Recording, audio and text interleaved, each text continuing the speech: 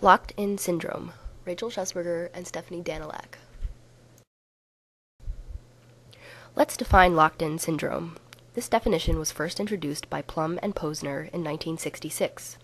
Locked-in syndrome, or LIS, refers to the constellation of quadriplegia, which is paralysis affecting all four limbs, although not necessarily total paralysis or loss of function, and anarthria, which is the loss of the motor ability that enables speech, brought about by the disruption of the brainstem's corticospinal.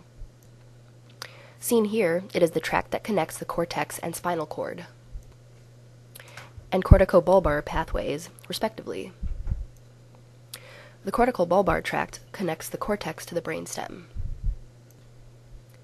Unlike in coma or akinetic mutism, consciousness remains intact in the LIS patient despite inability to move and convey consciousness. Previously, LIS had been a retrospective diagnosis based on post-mortem findings.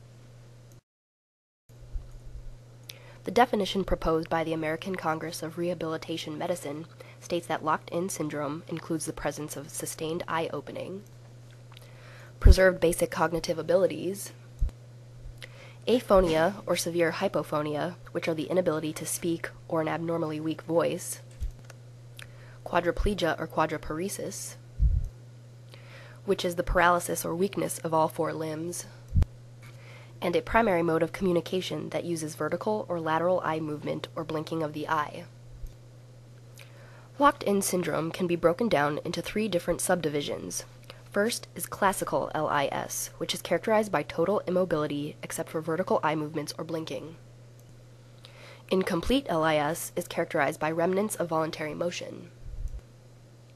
And total LIS is characterized by complete immobility, including all movements, combined with conserved consciousness.